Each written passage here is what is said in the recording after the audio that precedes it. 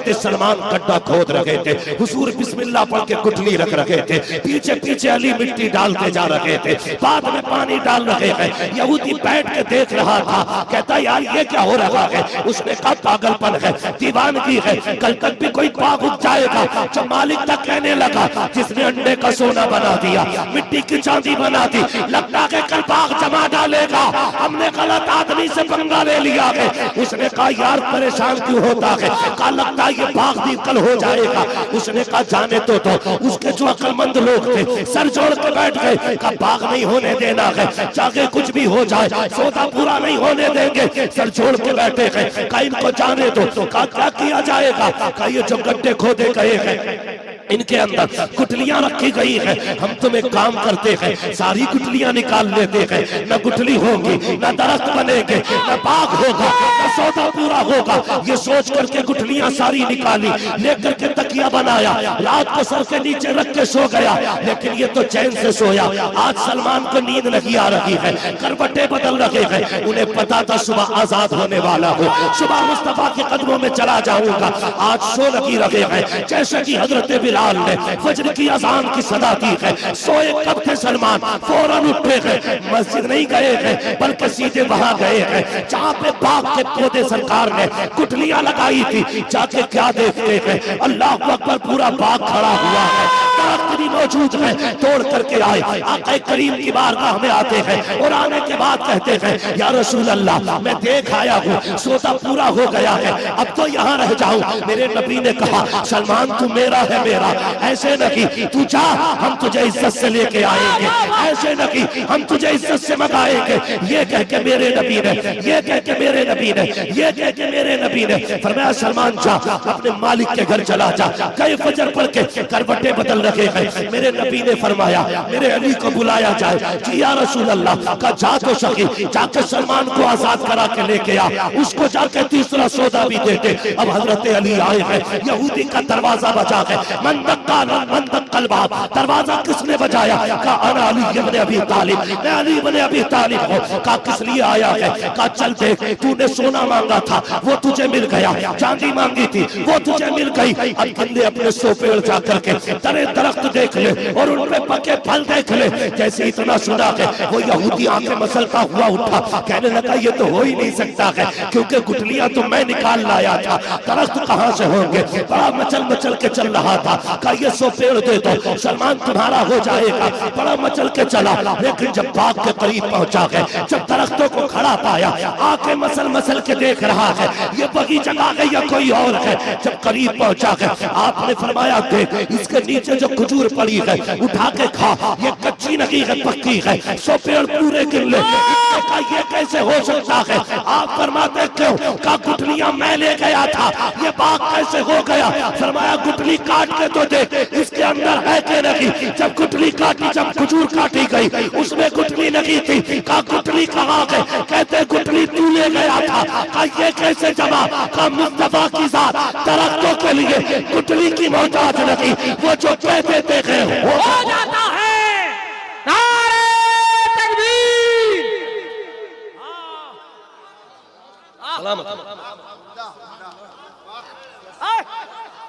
बाशान खिताबत अजमत मुस्तफा अजमत सहाबा, वो जो कह देते हैं वो हो जाता।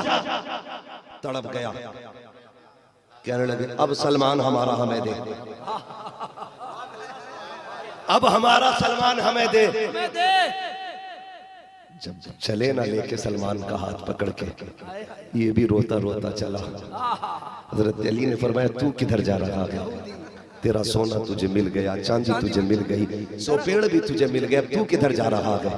उसने ना सारी चीजें अली के कदमों पे रखी, कहा चांदी भी तुम ले लो, सोना भी तुम ले लो, सलमान भी तुम्हारा, बाग भी तुम्हारा, बस इतना कह दो कि मैं मुस्तफा का हो गया। बस मुझे वहां तक ले चलो, वहां तक ले चलो। वहां तक ले चलो।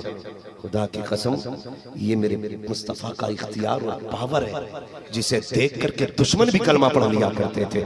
और हुजूर के देने का अंदाज, खुदा की कसम, जब आया ना दरवाजे पे जो बेच रहा था, हुजूर फरमाते कैसे आए हो, सामान सारा मिल गया।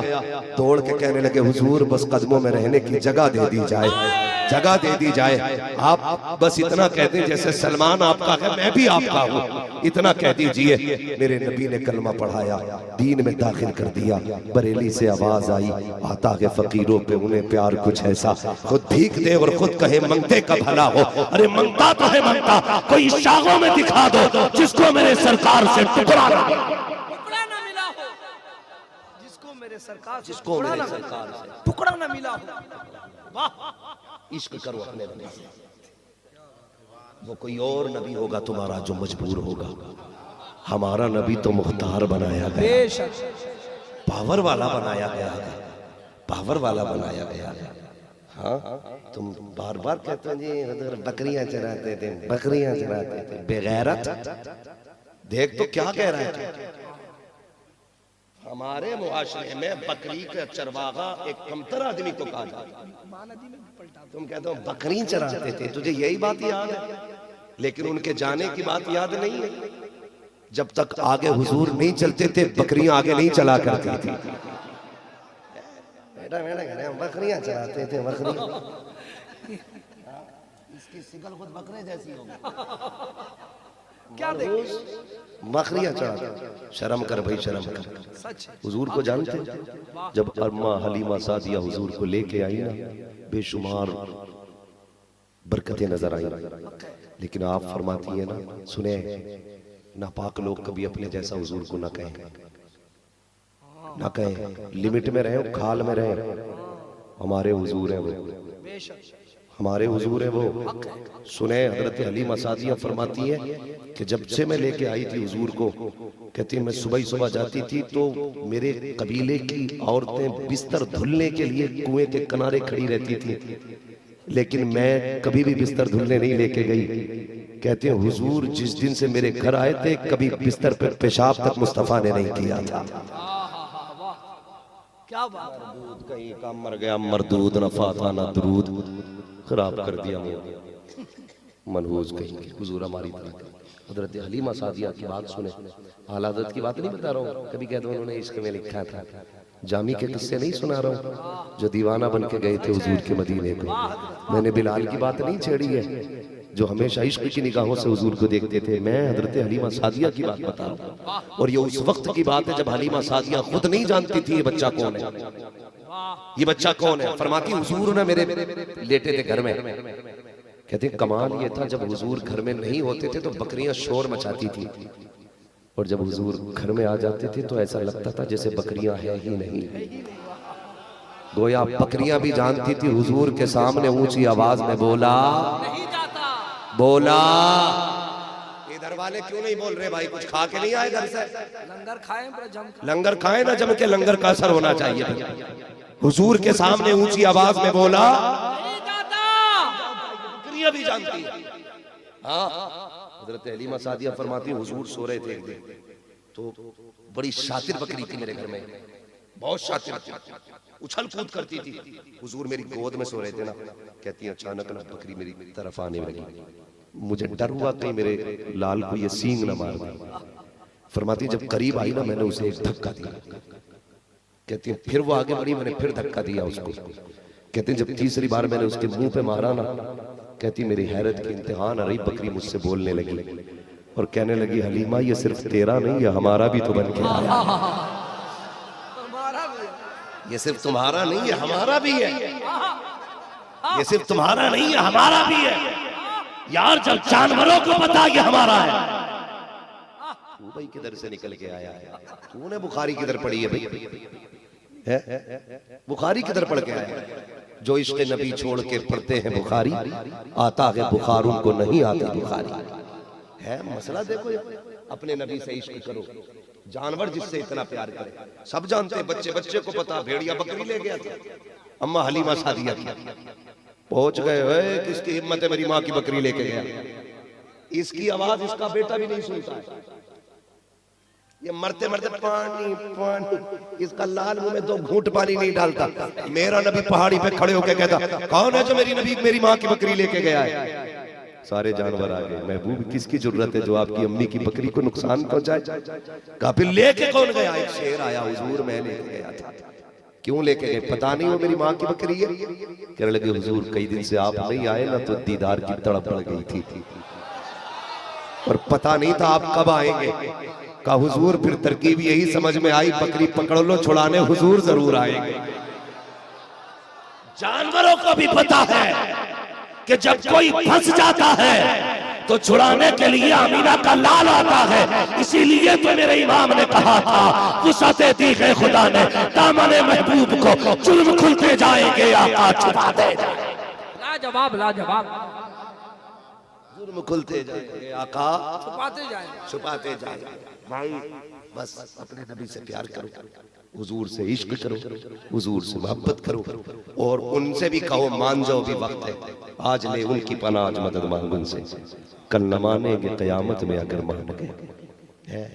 नहीं झगड़ा इस बात पे चल रहा है। अभी सुनो राजा, तुम देखो, मैं कदर करता हूँ आप लोग भुवनेश्वर से, हमारे जहूर भाई, दिलदार भाई, उमर भाई और इनके रुफका, ये सब आ जाते, बहुत दूर दूर दराज से आते हैं। ये हमारा एक भाई है माशाल्लाह, ये हर जलसे में जहाँ देखता है मैं वो पहुंच जाता है। अल्लाह इसे जज़ाए खैर दे, अल्लाह इसकी उम्र में बरकतें अता करे। ये इतना प्यार मुझसे नहीं करता जितनी इसकी छोटी सी बच्ची मुझसे प्यार करती है। हाँ, ये छोटे छोटे बच्चे क्यों प्यार करते हैं? ये सिर्फ मुस्तफ़ा की मोहब्बतों का सिला है।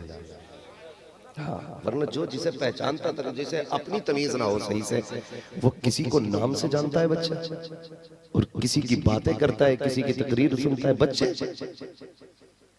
हाँ, तो आपसे इतनी सी गुजारिश है मेरी, हुजूर से वफा करो, हुजूर से प्यार करो। हाँ, और आखिरी बात ये भी सुन लें, ये तो अकीदे का मसला था। हम सुन्नियों का अकीदा ये है, हमारी खुशियाँ भी हुजूर की चौखट से शुरू होती हैं, हमारे गमों का इलाज भी गुंबद खजरा से होता है। इसलिए हम कहते हैं मरने की तरफ देख न जीने की तरफ देख, जब चोट लगे दिल को मदीने की तरफ देख। हमारा तो मुंह ही उठता है तो मदीने की तरफ उठता है। हमारे सब कुछ हमारे हुजूर है, हमारे सब कुछ हमारे हुजूर है। ये बात कह के गुमराह न करो कि जी हुजूर से मांगना शिर्क है, कुफ्र है। मैं 1,00,000 दलीलें दे सकता हूँ बैठे बैठे सहाबा के दौर की, कि उन्होंने कितना हुजूर से मांगा और हुजूर ने दिया है, हुजूर ने दिया है। तो मेहरबानी ये करें, धोखा न दें किसी को। खाली मिसवाक लगा के ना और खाली टोपी लगा के चल मस्जिद चल मस्जिद चल मस्जिद, खींच खींच के ले जाते, तिवाड़े बजा बजा के चलना मस्जिद में चलना, खाली तादाद दिखाते हैं, देखो हम इतने आए, इतने आए। इज्तिमा हो रहा तो इतनी सारी टॉयलेट बना डाली, इतनी बना डाली, पूरा इलाका। बात बहुत लंबी हो जाएगी भाई, अब मसला अम्मा अब्बा का इंशाल्लाह किसी और दौर में हो जाएगा। 3 बज गए हैं। आपसे मेरी इतनी गुजारिश है, नहीं मेरी बात सुनिए, मेरी बात सुनिए बाबू, मुझे रोज बोलना रहता है। 365 दिन में तकरीबन 450 से ऊपर तकरीरें हो जाती है, दिन में भी रातों में भी तकरीरें करनी रहती हैं। अल्लाह आपको सलामत रखे। ठीक है जी, तूफान नूह लाने से आखिर क्या फायदा, एक अश्क ही बहुत है अगर कुछ असर करे। अगर किसी का अकीदा महफूज हो गया ना, मैं समझूंगा मेरा आना कामयाब हो गया, आपका बुलाना कामयाब हो गया। रमजान शरीफ आ रहा है नौजवानों, बहुत ज्यादा एहतमाम करना है। कोशिश ये करें सारे लोग रोजे रखेंगे, सारे लोग रोजे रखेंगे और शानदार इफ्तार का एहतमाम रखें। ख्याल रखिएगा, ये कोशिश ये करें कि अपने मोहल्ले में देखें कि कोई ऐसा गरीब तो नहीं है जिसके बच्चे पानी से इफ्तार कर रहे हों, जिसके दस्तरखान पे रोजा खोलने के लिए खजूर भी ना हो, और हमारे दस्तरखान पे 10-10 तरह के फल हों, चाटे हों, मसाले हों, दुनिया भर के आइटम्स हों, और उधर गरीब पानी का गिलास लेके बैठा हो। ऐसा न कीजिएगा, अल्लाह तौफीक देना। तो आधे फल उठा के किसी गरीब के दस्तरखान पे पहुंचाइएगा। खुदा की कसम, जैसे गरीब के हलक के नीचे तेरा दिया हुआ फल जाएगा, इधर गरीब का दिल राजी होगा, उधर मदीने वाला मुस्तफा राजी हो जाएगा। पूरा पूरा ख्याल करना है। बहुत अच्छा। पाबंदी 365 दिन नमाजों की करनी है, खाली रमजान में नहीं करनी है। 365 दिन मस्जिदों को आबाद करना है, नमाजों की पाबंदी करनी है, रोजों का खास ख्याल रखना है। इफ्तार सहरी में लोगों की सबकी जरूरतों का ख्याल रखिएगा। अल्लाह ने अमीर भी मुआशरे में पैदा किए हैं, गरीब भी बनाए हैं। गरीब हाथ फैलाने के लिए नहीं बने, अमीर अय्याशी और बदमाशियों के लिए नहीं बनाए गए।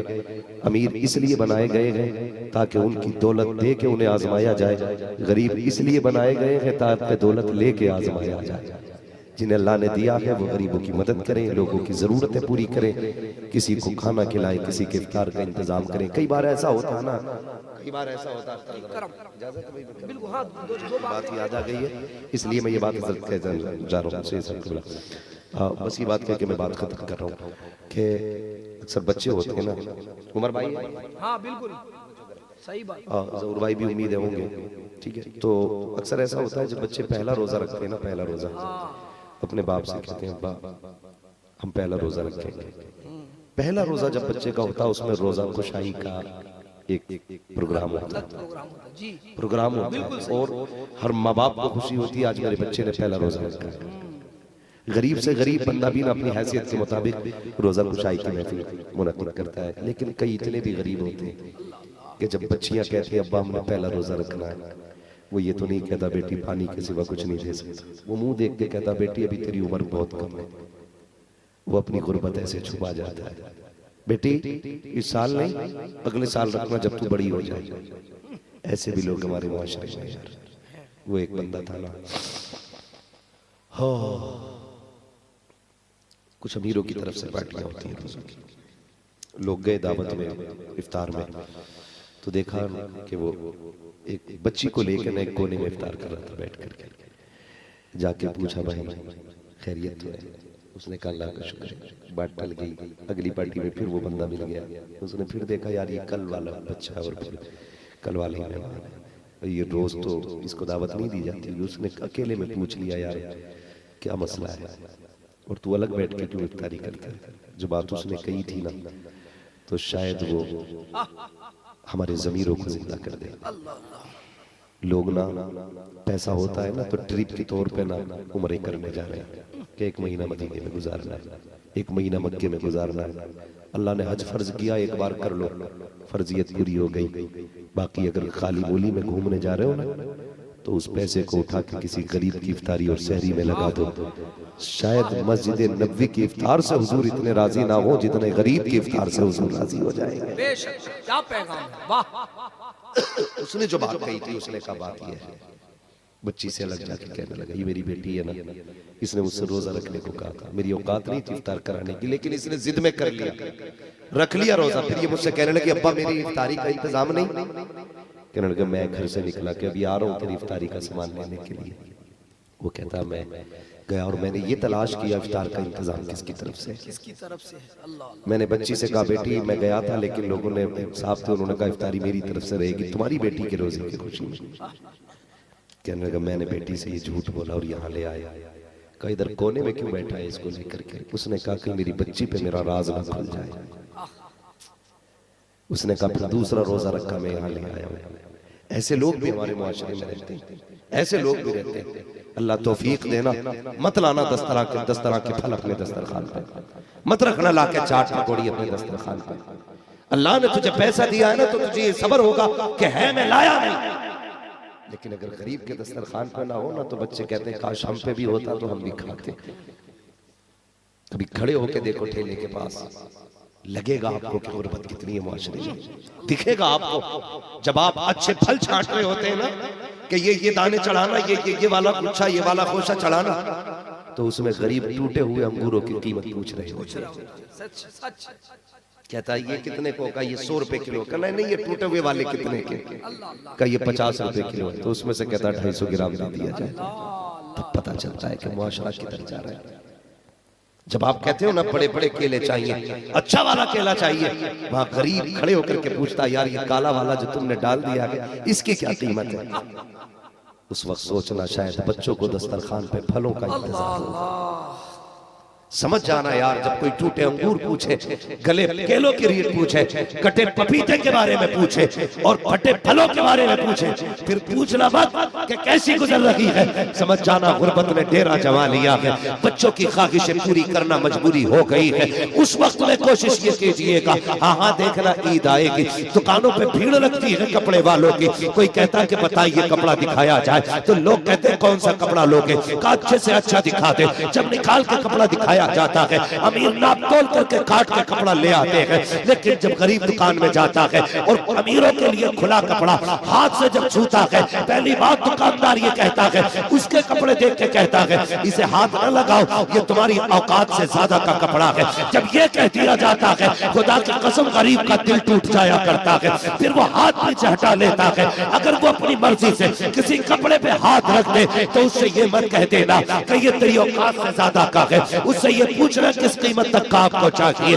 ऐसे कह के बात करना, औकात मत दिखाना किसी को, इसलिए कि सारे खुदा के बंदे हैं और तुम्हें खुदा का वास्ता। जाओ कभी दुकानों पे जाके देखो, लोग कहा करते हैं मैंने इतने फकीर को दिए, इतना उसे दिया, इतने मांगने वाले को दिए, और तुझे मांगने वाले तो नजर आए, तुझे गैरत वाले गरीब नजर नहीं आए, ये इज्जत वाले कमजोर नजर नहीं आए। कैसे देखा जाएगा जब तेरे पास आए, तेरे दुकान पे खड़े होकर के टूटे फलों को हाथ लगाएं, गले सड़े फलों की कीमत पूछे, समझ जाना गरीब आया है। अगर किसी कपड़े का रेट पूछने के बाद हाथ पीछे हट जाए तो समझ जाना कोई कमजोर बंदा आया है, इस कपड़े को लेना चाहता था और बच्चे साथ लाया है, एक जोड़ी कपड़े काट के गरीब को दे दे, वो कह कीमत रखी है, का कीमत नहीं चाहिए, मैं तुझे इसलिए तोहफा दे रहा हूँ, इसलिए कि तू भी मदीने वाले का गुलाम है, मैं भी मदीने वाले का। क्या पैगाम, क्या पैगाम है अल्लाह। इसलिए रिश्ते निभाना चाहिए। ये रमजान नेकियों का महीना है, खुदा के वास्ते किसी को दुकान के आगे खड़ा करके जलील न करना, किसी को दरवाजे के आगे खड़ा करके जलील न करना। गरीब लोग होंगे, राशन की जरूरत होगी, कई बार ना अमीर लोग हमारे लंगर चलाते और लेटे रहते हैं 2 बजे तक, वो गरीब सुबह 8 बजे लाइन में लग जाते हैं, वो धूप में पड़े, क्या कंडीशन उनकी हो रही है, वो पैर पे पैर बदल रहे। सेठ जी अभी उठे नहीं है, ये 8 बजे आके मसल के आ रहा मरदूद कमीना मलून कहीं आके कुर्सी बैठ के कहता हाँ भाई दो, उसके 4-5 चमचे वीडियो बनाने खड़े होते। गरीब जब लेता ना यूं करता, वो कहता मुंह उठाइए जरा, अभी साफ चेहरा नहीं आ रहा। गैरत कर, किसी को 2 वक्त की रोटी दे के जलील न कर। अगर अल्लाह ने कयामत में चेहरा उठवा दिया ना तो कोई बचाने वाला नसीब नहीं होगा।